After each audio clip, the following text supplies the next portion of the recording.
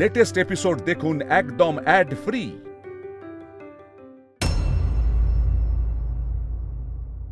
দেখি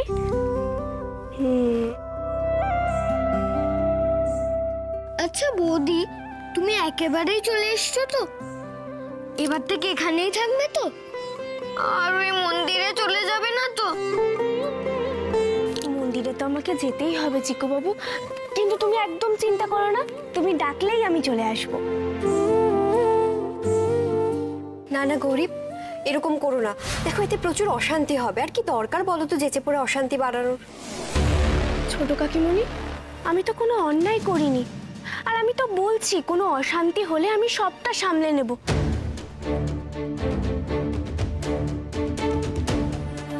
আচ্ছা মুক্তা দিদি, তুমি কেন চুপ করে আছো বলো তো? তুমি কিছু বলো। এভাবে কতদিন আমার থেকে দূরে থাকবে?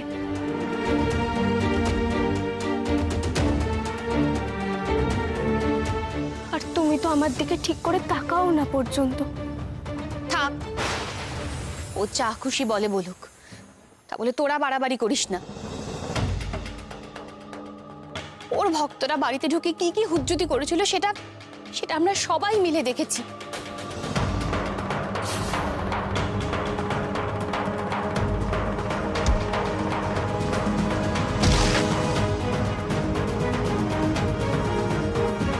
আমার ছেলেটাকে তেড়ে মারতে গেছিল। এরকম ঘটনা আবার ঘটুক সেটা আমি একদম চাই না।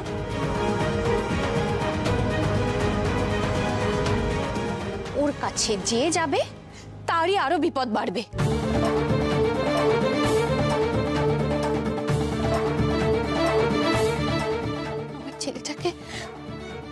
আমার ছেলেটাকে তো বাড়ি ছাড়াই হতে হলো শেষ পর্যন্ত। চিকু, চিকু চল উঠে এসো, অনেক হয়েছে, আর লাগবে না, চলো। আমার এখনো খাওয়া হয়নি। মা, তুমিই তো বলো পুরোটা খেতে, তাহলে আজকে উল্টো কথা কেন বলছো? পুরোটা যদি আমি না খাই তাহলে আমার শক্তি হবে কি করে?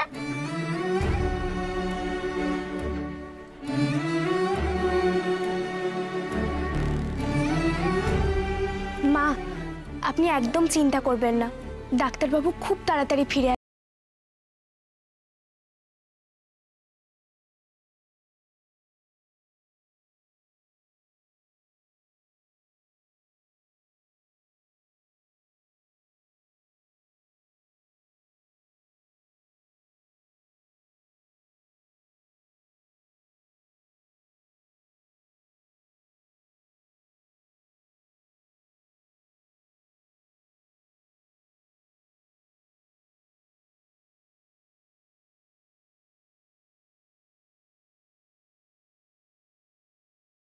ডালনা হবে।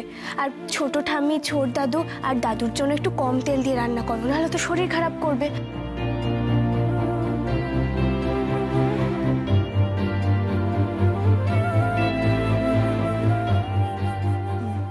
আনন্দী, থাক, গৌরীকে আর কিছু বলতে হবে না, ওকে বলে কোনো লাভ নেই।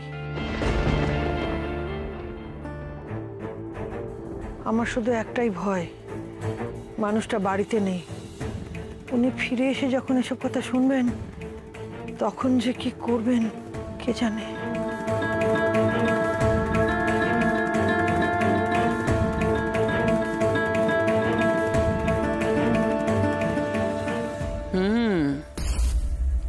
বাবা জানলে একটা অশান্তি তো হবেই, আর কথাটা প্রথম আমাকেই তো জানাতে হবে। বাবাও জানুক যে গৌরীমার উপর তার এত ভরসা, সে কেমন স্বেচ্ছাচার করে বেড়াচ্ছে, একটু বুঝুক।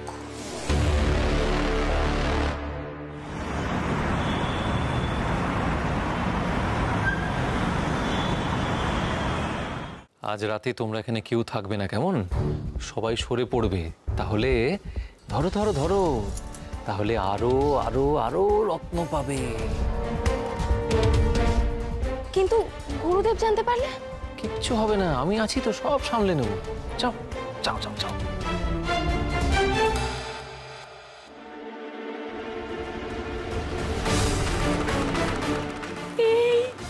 কি বোকা এরা, কি বোকা! বুঝতেও পারলো না আমরা নকল রত্ন দিলাম ওদের। আস্তে, দেয়ালের কান আছে, আস্তে। এই বলছি, আমাকে একটা কথা বলো। দেখো, কাল তো আমরা অলরেডি চুরি করতে গিয়ে ধরা পড়েছি, হ্যাঁ? আজকে যদি আবার চুরি করি তাহলে সন্দেহটা আমাদের উপর গিয়ে পড়বে না তো? তুমি কি আমাকে অতই কাঁচা খেলোয়াড় ভাবো নাকি? আরে আগের দিন তো কিছুটা নিতে গিয়েছিলাম, আর আজকে দেখো না, সিন্ধুকের ভেতর যা আছে সব নিন। গৌরীর সামনে থেকে একটা গোটা সিন্ধুক হাওয়া, যা কেলেঙ্কারি হবে না? কি ভালো না, আমার তো ভেবেই কি আনন্দ হচ্ছে, কি মজা। চল।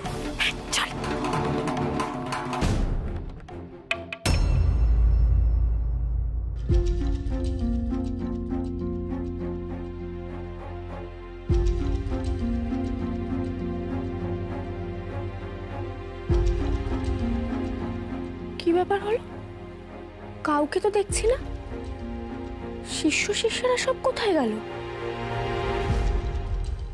তবে কি আজকেও পাহারা দিচ্ছে না? আমি তো ভাবলাম ওদেরকে সরানোর জন্য নতুন কিছু বলতে হবে। যাক বাবা, আগেই ফাঁকা হয়ে গেছে। মা গো,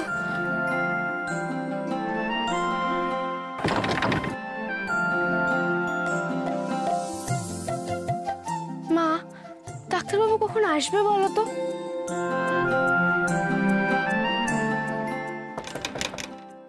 ওই তো ডাক্তারবাবু চলে এসেছে।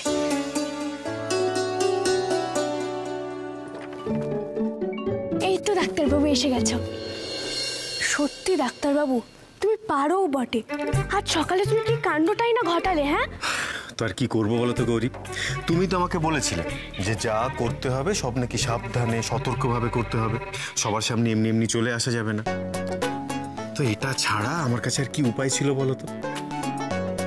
সিরিয়াসলি ভাবা যায় ডক্টর ঈশান ঘোষালকে কিনা নিজের বাড়িতে নিজের বউয়ের সাথে দেখা করার জন্য ছদ্মবেশ ধরতে হচ্ছে। সত্যি তোমার মা যে আর কি কি করাবে কে জানে। এই, এর মধ্যে আবার মাকে টানা কেন গো? তবে আজ কিন্তু তুমি খুব দুষ্টুমি করেছো ডাক্তারবাবু। ওভাবে আমার পায়ে পড়ে গেলে কেন তখন? করবো বলো তো, আমি তো গৌরী মায়ের সব থেকে বড় ভক্ত। ডাক্তারবাবু, আচ্ছা ঠিক আছে, এত রাগ করতে হবে না। আচ্ছা, আমাদের এই প্ল্যানটার কি হলো, কতটা এগোলো?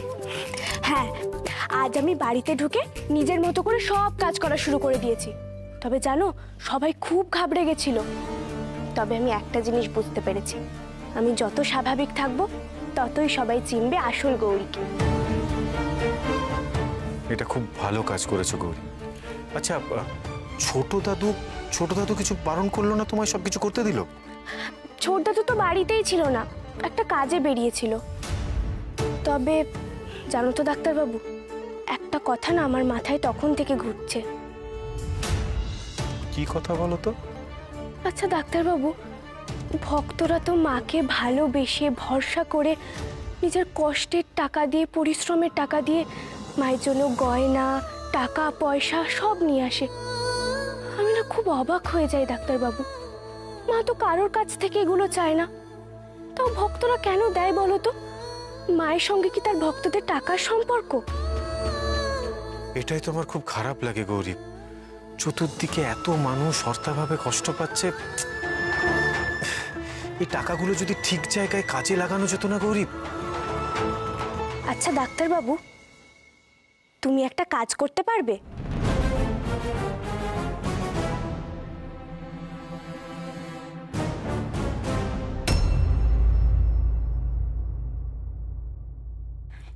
সবাই ঘুমিয়ে পড়েছে বুঝলে, চলো কাজ ছেড়ে ফেলি। এই দাঁড়াও দাঁড়াও, দেখে নি আগে। কি করছো কি তুমি? কি হলো? টর্চ জ্বালছো কেন? কেন? আরে টর্চ জ্বালছো কেন? আরে বাবা, মন্দিরের সামনেটা কি অন্ধকার বলো তো? হ্যাঁ, একটু আলো থাকলে দেখতে সুবিধা হবে না? এখন তো মন্দিরের সামনেটা পুরো অন্ধকার, আলো নেভানো। আর তাছাড়া অত বড় একটা সিন্দুক নিয়ে আসবো, তার জন্য তো একটু হাত কান পেতে যেতেই হবে আমাদেরকে। টর্চ জেলে তাই বলে একটা কাজ করো, তাহলে বাড়ির সবাইকে তুলে নাও, সবাই মিলে একসঙ্গে আমরা সিন্দুকটা নিয়ে আসি। গিয়ে টর্চ জ্বালে গৌরীর ঘুমটা ভাঙবে তো, সেটা মাথায় নেই? আশ্চর্য! আরে বাবা, আলো দেখতে পেলে প্ল্যানটাই ভেস্তে যাবে আমাদের। চলো। এই শোনো, তাহলে একটা কাজ করবে, বলছি একটু গায়ে তেল মেখে নিলে কেমন হয়? হ্যাঁ, তাহলে যদি গৌরীর ঘুমও ভাঙে না, যদি আমাদের ধরতেও যায়, আমরা বেশ পিছলে বেরিয়ে যাবো। খুব ভালো আইডিয়া। তবে এমনি তেলে হবে না, জানো তো, পোড়া মোবিল মাখতে হবে। মাখবে? ও উফ, অসহ্য। তোমার এই আইডিয়া দেওয়াটা না দয়া করে বন্ধ করো, চলো। আরে বাবা, আমি ভুল কি বললাম বলো তো? হ্যাঁ, চোরেরা তো তেল মাখে নাকি? এই শোনো, চুরি করতে পারি ঠিকই, তবে আমরা চোর নই। এই শোনো, যে চুরি করে সেই চোর, বুঝতে পেরেছো? ও, আরেকটা ব্যাপার, এখন না একটু সাবধানে যেতে হবে, বুঝতে পেরেছো? কারণ শিষ্যরা এখনো জেগে থাকতে পারে, আর যদি ধরো শিষ্যরা নাও থাকে, গৌরী কিন্তু এখনো জেগে থাকতে পারে। ভালো করে বুঝে নিতে হবে, রিস্ক নিলে চলবে না, বুঝলে? আমার কিন্তু এখনো খুব ব্যথা, হাত পায় আমার। কিচ্ছু হবে না, একেবারে আটঘাট বেঁধে নেমেছি তো। তুমি দেখো না শুধু, ওই সিন্দুক এবার শুধু আমার।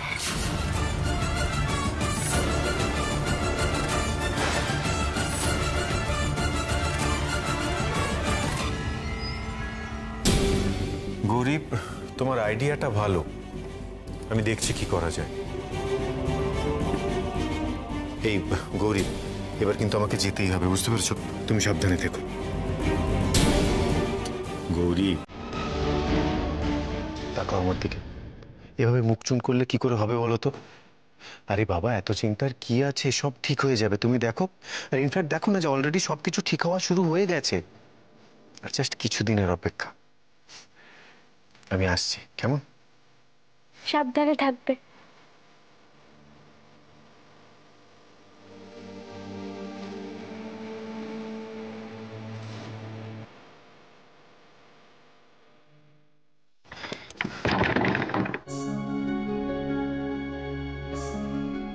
মাগো, কাল আমি একটা বড় কাজ করতে চলেছি মা, তুমি আমার পাশে থেকো। সুরাদিং মখাদিং ভবাদিং স্বরূপং ত্বদীয়ং ন বিদ্যং।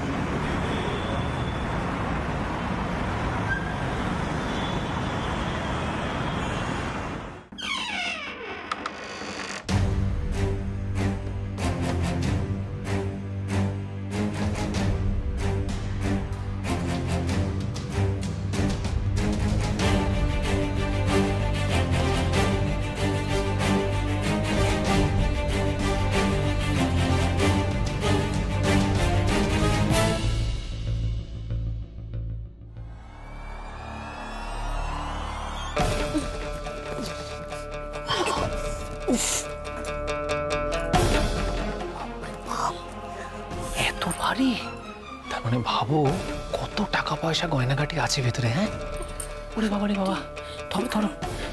শোনো না, বলছি যে এটা যদি না নিয়ে যেতে পারি, ভিতর থেকে মালপত্রগুলো ফাঁকা করে দিই। হ্যাঁ, একই তো ব্যাপার।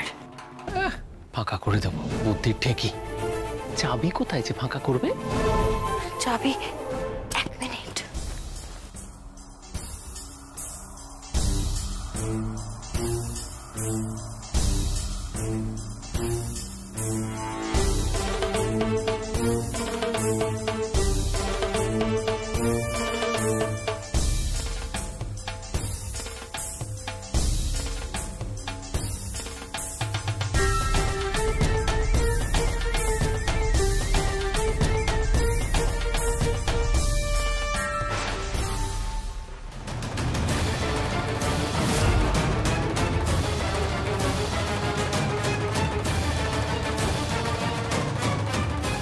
ওই যে চাবি। চাবি কি? না না না, আমি পারবো না বাবা রে বাবা, আমি পারবো না। আমার এখনো হাত পায়ে খুব ব্যথা গো, যদি আবার মারে। আরে দাঁড়াও দাঁড়াও, সবসময় আমাকে দিয়ে এই সব কাজ করায়, বিরক্ত লেগেছে।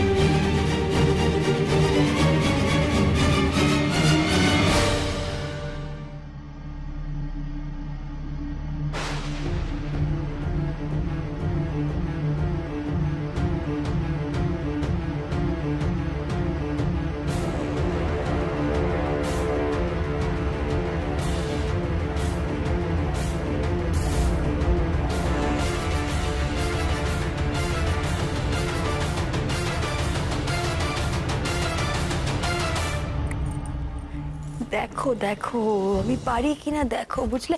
নাও খোলো খোলো।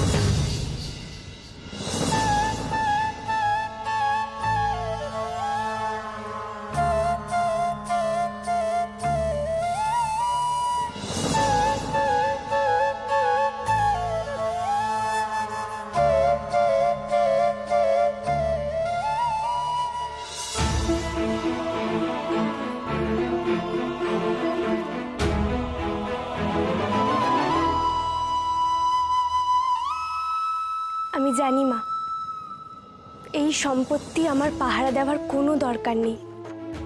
তুমি থাকতে এই সিন্ধুকের কেউ কিচ্ছু নিয়ে যেতে পারবে না। তাই তো মেজো কাকিমণি এসেছে জেনেও আমি চুপ করেছিলাম, চোখ খুলিনি। আর আমি তো তোমার ইঙ্গিত পেয়ে গেছি মা। আমি জানি আমি যা সিদ্ধান্ত নিয়েছি তাতে তোমার মত আছে। এবার শুধু কাল সকাল হওয়ার অপেক্ষা। টাকা পয়সা নিয়ে যা করা উচিত আমি তাই করব।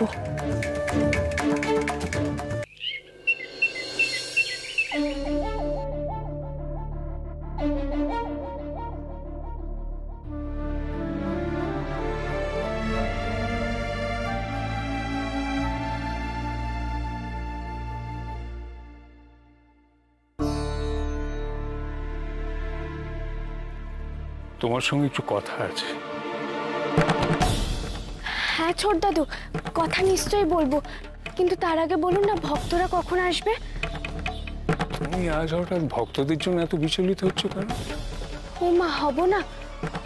ভক্তরা তো আমার কাছে আসে একটু শান্তি পাওয়ার জন্য, আসার কথা শোনার জন্য, সমস্যা সমাধানের জন্য, তাই না? আসবে আসবে, সময় হলেই আসবে। তার আগে তুমি আমার একটা কথা শোনো। তুমি যেসব কাজ করা শুরু করেছো সেগুলো বন্ধ করো, নইলে কিন্তু আমাদের ক্ষতি। আমি কি এমন করেছি ছোট দাদু যার জন্য আমাদের ক্ষতি হবে? এই যে তুমি ঘরে ঢুকে পড়ছো, রান্না বান্না করছো, ভক্তরা যদি জানতে পারে যে তাদের গৌরীমা এইসব সাংসারিক কাজ করছে, তাহলে তাদের উপর কিরকম প্রভাব পড়বে একবার ভাবো। কিসের প্রভাব পড়বে ছোট দাদু? স্বয়ং মা পার্বতীও তো ঘোর সংসারী ছিলেন, স্বামীর সংসার সব সামলাতেন, ভোলানাথের সেবা করতেন, সন্তানদের পালন করতেন, আবার নন্দী ভৃঙ্গীদেরও খেয়াল রাখতেন। আমি তো মায়ের কাছে তুচ্ছ ছোট দাদু, আমি এইটুকু করলেই দোষ। দোষ গুণের কথা নয় এটা, আমি যা বলছি তোমার ভালোর জন্যই বলছি। এবার তুমি ধীরে ধীরে সংসারের মায়া ত্যাগ করো। তুমি সংসার করার জন্য জন্মাওনি মা, সংসারে আর কিচ্ছু নেই তোমার জন্য, যা আছে এই মন্দিরেই আছে। জয় গৌরী মায়ের জয়। জয় মা। এ মায়ের মায়ের কত দয়া গরিবদের প্রতি। জয় জয় হোক মা, জয় হোক। কি গো, তোমরা সব কোথায়? এসো এসো, ভেতরে এসো, ভেতরে এসো। জয় গৌরী মায়ের জয়। জয় গৌরী মায়ের জয়। জয় গৌরী মায়ের জয়। ওই লোকটা আবার এসছে, এই কালকেও এসছে। এই দেখো তো।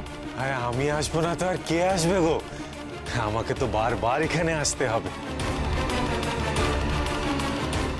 আমি তো গৌরী মায়ের একনিষ্ঠ ভক্ত। এদের কারোর অ্যাপয়েন্টমেন্ট নেই, কিভাবে ঢুকে পড়েছে অ্যাপয়েন্টমেন্ট ছাড়া আমরা কেউ জানি না। যাদের অ্যাপয়েন্টমেন্ট নেই তাদের সঙ্গে এখন মায়ের সাক্ষাৎ হবে না। এই যাও, বার করে দাও ওদের। না না, ওদেরকে বের করো না, আমি ওদের এখানে আনার ব্যবস্থা করেছি। কেন নিয়ম ভাঙছো কেন তুমি?